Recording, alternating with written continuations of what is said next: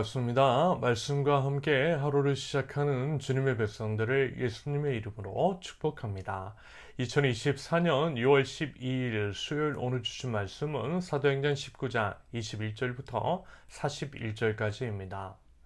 이런 일이 있은 뒤에 바울은 마케도니아와 아가야를 거쳐 예루살렘으로 가기로 마음에 작정하고 나는 거기에 갔다가 로마에도 꼭 가보아야 하겠습니다 하고 말하였다. 그래서 자기를 돕는 사람들 가운데서 디모데와 에라스도 두 사람을 마케도니아로 보내고 자기는 얼마 동안 아시아에 더 머물러 있었다. 그 무렵에 주님의 도 때문에 적지 않은 소동이 일어났다. 데메드리오라고 하는 은장이가 은으로 아데미 여신의 모형 신전들을 만들어서 직공들에게 적지 않은 돈벌이를 시켜주었다. 그가 직공들과 이런 일에 종사하는 사람들을 모아놓고 말하였다. 여러분이 아시는 바와 같이 우리는 이 사업으로 잘 살고 있습니다. 그런데 여러분이 보고 듣는 대로 바울이라는 이 사람이 에베소뿐만 아니라 거의 온 아시아에 걸쳐서 사람의 손으로 만든 신은 신이 아니라고 말하면서 많은 사람을 설득해서 마음을 돌려놓았습니다. 그러니 우리 이 사업이 명성을 잃을 위협이 있을 뿐만 아니라 위대한 아데미 여신의 신전도 무시당하고 또 나아가서는 온 아시아와 온 세계가 숭배하는 이 여신의 위신이 땅에 떨어지고 말 위험이 있습니다. 거기에서 있는 사람들이 이 말을 듣고 격분해서 에베소 사람의 아데미 여신은 위대하다 하고 소리를 질렀다. 그래서 온 도시는 큰 혼란에 빠졌고 군중이 바울의 동행자들인 마케도니아 사람 가이오와 아리스타고를 붙잡아서 한꺼번에 극장으로 몰려 들어갔다. 바울이 군중 속에 들어가려고 하였으나 제자들이 그것을 말렸다. 바울에게 호감을 가진 아시아의 몇몇 고관들도 사람을 보내서 바울에게 극장에 들어가지 말라고 권하였다. 극장 안에서는 더러는 이렇게 외치고 더러는 저렇게 외치는 바람에 모임은 혼란에 빠지고 무엇 때문에 자신들이 모여들었는지조차 알지 못하는 사람이 많았다. 유대 사람들이 알렉산더를 앞으로 밀어내니 군중 가운데서 몇 사람이 그를 다그쳤다.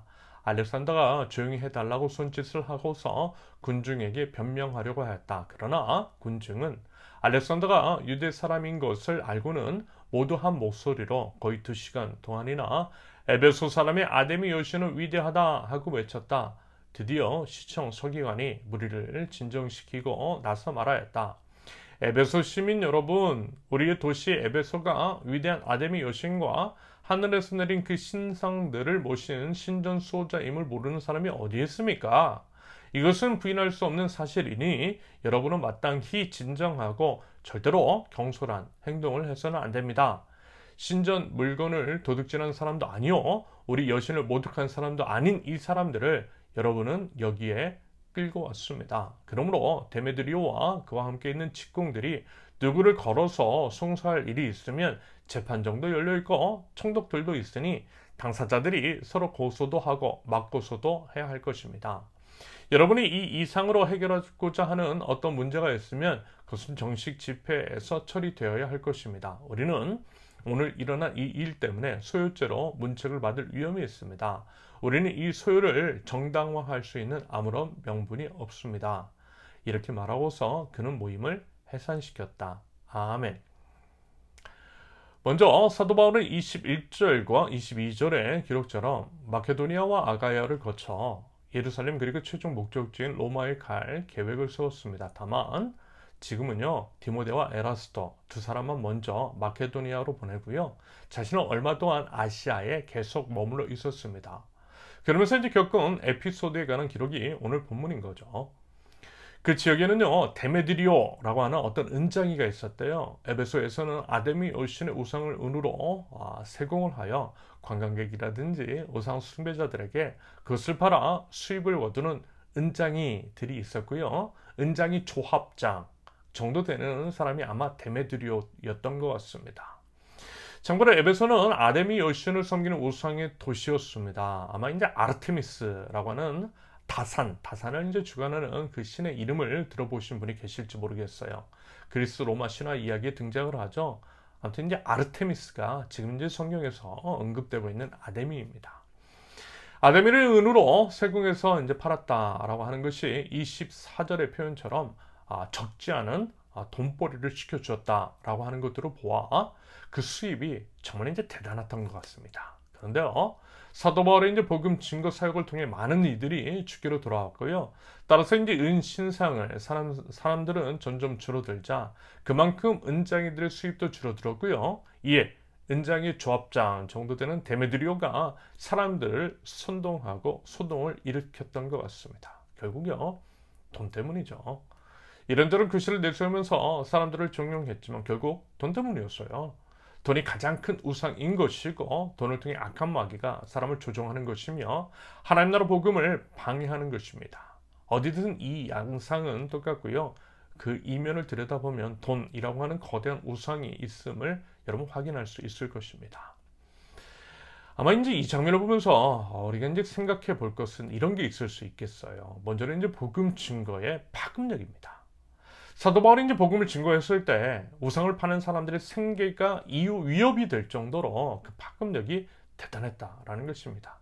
여러분, 예수님의 복음이 그렇다라는 거예요. 하나님의 능력입니다. 능력은 헬라어로 두나미스, 다이나마이트의 어원이라고 하죠. 다이나마이트와 같은 파괴력이 있다라는 것입니다. 뭐가요? 복음의 능력이 그래요. 그래서 이제 어제 나눈 말씀에서도 여러분 보았듯이 마술을 하는 사람들까지도 회심하는 역사가 일어났고요. 그것이 에베소 전 지역으로까지 퍼졌던 것입니다. 그만큼 능력이 있다라는 거예요. 하나님의 복음의 능력, 두나미스. 그러므로 여러분 부디 그 복음의 능력을 믿고요. 그 복음을 전하면서요. 그래서 이제 그 복음의 파급력이 부디 이제 저와 여러분들, 우리 이제 세우는 교회에서 세우는 교회를 통해서 드러날 수 있기를 기대합니다. 그러면서 에베소 지역 사람들의 급격한 변화에 대해서도 한번 주목하면 좋겠어요.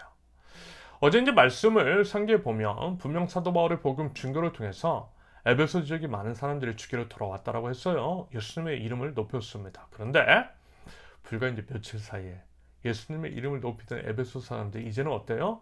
데메드리오에게 선동이 되어 바울과 같이 다니는 가이오와 아리스타고를 잡아갔다라는 것입니다. 여러분 참 아이러니하지 않습니까? 어떻게 이렇게 사람들이 그렇게 쉽게 변할 수가 있는 거죠? 물론 인간의 본성이 그래요. 죄된 본성 때문인 것이고 그렇게 이제 연약하기 때문입니다. 그러면서 이와 같은 점도 생각해 볼 수 있을 것 같아요. 그것은 말씀에 뿌리 박지 않은 믿음 때문이었을지도 모릅니다. 말하자면 에베소 지역의 사람들은 하나님의 역사가 두려워서 그전지 감정적으로 순종하고 충동적으로 하나님을 높인 것일 수도 있다라는 거죠. 다시 말해서 이제 그들은 하나님의 말씀에 기반하지 않은 믿음, 단순한 두려움의 감정으로 인해서 입술로만 하나님을 찬양했던 그런 껍데기 믿음이었을 수도 있겠다라고 하는 판단이 들어요. 여러분 분명히요. 여러분 우리 신앙은요. 분명한 하나님의 말씀에 기반한 신앙입니다. 우리 믿음의 근거는요. 하나님의 말씀이라는 거예요. 말씀의 뿌리를 박을 때에 우리 믿음 또한 굳건하게 세워질 수 있음을 기억하고 이런 말씀에 깊이 뿌리를 내릴 수 있기를 바랍니다. 한편 이제 은장이 이제 데메드리오의 선동으로 인해서 에베소 성내는 선동으로 휩싸였고요. 온 도시 사람이 소유에 가담합니다. 말씀을 드린 것처럼 가이오와 아리스타고를 붙잡아서 한꺼번에 극장으로 몰려갔대요. 이것을 본 사도 바울 역시 자신의 안위만을 생각한 것이 아니라 그들을 따라가려고 했습니다. 하지만 사태의 심각성을 감지한 주변 동료들로 인해서 만류를 당했다라고 하죠. 그러면서요. 참 웃긴 장면이 펼쳐져요. 32절을 보면 극장에 모인 사람들이 대부분 이제 도대체 자기들이 왜 모였는지를 모르더라는 거예요. 어떤 사람은 이런 말을 하고 또 어떤 사람은 저런 말을 하고 갈피를 잡지 못하더라는 것입니다. 물론 그들을 하나로 묶었던 것은 아데미 여신을 향한 충성이었습니다. 그런데 그저 이제 아데미 여신에 대해서 뭐라고 한다니까 잘 알지도 못하면서 어때요? 덩달아 분노해서 그렇게 이제 일어났더라는 거예요. 아마 이와 같은 일들을 여러분 우리 주변에서도 보신 분들이 계실 것입니다. 우리 이제 한국 사회 안에서 광장에 나온 사람들 중 적지 않은 사람들이 그럴 것 같아요. 제대로 알지도 못하면서 남들 따라 휩쓸려 나간 것일 수 있다는 거죠. 여러분 무지하면 맹종합니다. 부디 맹종을 경계하실 수 있기를 바랍니다. 대신요 여러분 명확한 지식으로 우리가 이제 대체 무엇을 믿고 우리 신앙은 무엇이며 왜 우리가 그것에 이제 목숨을 걸어야 되는지 정확한 성령 지식을 소유해야 한다라는 거죠. 그리고 나서 분명한 이제 지식의 근거한 신념을 가지고 움직이는 것이 맞는 것입니다. 여러분 그것이 진정한 신앙인, 건강한 하나님 나라 백성의 태도인 줄로 믿습니다. 여러분 그래서 보세요. 결국은 단순 해프닝으로 끝나고 세우는 진정이 되었으며 군중은 해산을 하게 됩니다. 다만 이제 법적으로 문제가 되고 소송을 걸 것이 있으면 법적인 절차에 따라서 진행을 하라는 식의 중재안이 제시돼요. 결국 감정적이고 충동적인 것은 능력이 없다라고 하는 식으로 이해가 가능한 해프닝 정도라고 생각합니다. 여러분 다시 한번 말씀을 드리지만 여러분 우리 신앙은요 분명한 말씀, 하나님의 말씀에 근거한 것임을 여러분 아실 수 있기를 바랍니다. 그래요 하나님의 말씀을 알게 더욱더 정진할 수 있기를 바라고요. 그 말씀 위에 깊게 뿌리내릴 수 있기를. 그럼으로써 말씀을 능력 있게 입술과 삶으로도 증거하며 나갈 줄 아는 하나님의 백성들 저와 여러분들이 있을 수 있기를 예수님의 이름으로 축원합니다. 함께 기도합니다. 분명한 하나님의 말씀 위에 믿음을 단단히 세우기를 원합니다. 하나님, 저에게 분별할 수 있는 영을 허락하여 주시고 생각 없이 여기저기 휩쓸려 가는 것이 아니라 오직 하나님의 말씀을 근거로 삶의 기준을 세워나가고 또 그것들을 실천해 나갈 줄 아는 줏대 있는 신앙인이 되게 하옵소서.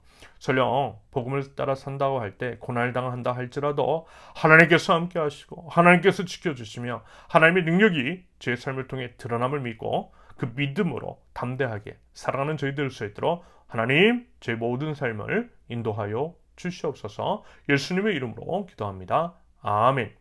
하나님께서 오늘 주신 말씀과 각자의 기도 제목을 놓고 우리 잠시 기도합니다.